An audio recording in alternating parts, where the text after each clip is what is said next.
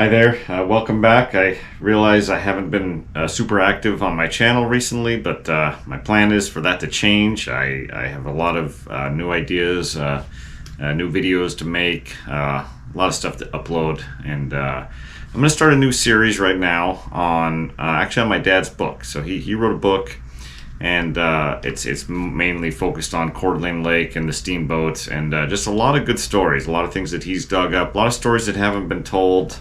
Even in this book, this is an excellent book, Steamboats in the Timber, but there's a lot of good stuff that Dad has dug up. And so we're going to focus on one story today about the steamboat Colfax, and this is a steamboat that we have dove, and I have a video on that. It's a really fun dive. We're going to actually hike out to Tubbs Hill after this, and Dad and I are I'm gonna let him tell this one really cool story that he came across. But before we do that, I wanted to point out one thing that I found out about the Colfax that I found to be very interesting. In 1910, there was a great forest fire that's pretty famous. There's a whole book on that in the St. Joe Valley, and while it was burning, a lot of steamboats were sent up the St. Joe to help evacuate people out of the different cities. And the Colfax, it says in here, was sent up to St. Joe City, and it says that it sat there for 3 days with its steam up ready to evacuate anybody that needed it. Now fortunately the fire didn't make it all the way to St. Joe. They didn't have to evacuate it, so the Colfax never had to evacuate all those people. But I found it very interesting that this steamboat was there ready to go if needed. And so that's just the one little story I have out of here. But with that said, Dad and I are going to hike out to Tubbs Hill, and he's going to tell us another story about the Colfax. But this is kind of my plan for right now. I want to do this little video series where Dad can tell stories out of his books, and we'll continue to add dive footage and dives as they happen. So thanks again for coming.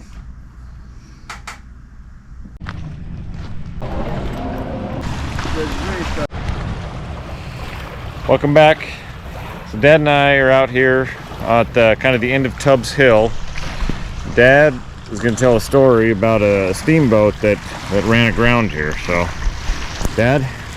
So I don't remember what date it was, but it was a super foggy morning, and the Colfax, one of the mid-sized, bigger steamboats, ran aground in a spot where they said a few feet on any direction, and it would have been the end of the days for that steamboat. But they landed it between the two rocks, or two sets of rocks, and the Colfax went on to live another day. Ultimately, the Colfax ended up in the steamboat graveyard, and she's still there today. Okay. And it was at the end of Tubbs Hill that happened? Yes, it's Tubbs Hill Point. So this would have to be the place that it was. We see there's the reef on the left side, another one on the right side, rocks here and there. So right where we are standing is the most logical spot where it would have ran aground. Right where you are. So that's pretty neat. And just for reference, where it's actually sunk now is just across the way there, right? Yeah. So again, out here at the end of Tubbs Hill, and you can see, according to that legend, that story, this is where it had to have been. So I'll add some footage on. We've dove that many times, and I've got a video of it, but I'll add some video, some footage of that at the end of this, so you can see exactly what we're talking about. But once again, this is where we believe the Colfax would have ran aground and in fact saved itself by not hitting any of these rocks, and Dad said in a foggy day. Pretty amazing.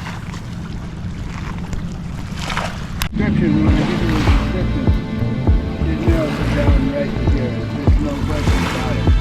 Because that's, I mean, it's narrow spot. Has to be. And it's also exactly lined up when the steamboat went down the 3 Mile Island. Oh yeah. Sure. Would have come right around the point there, and this would be right there.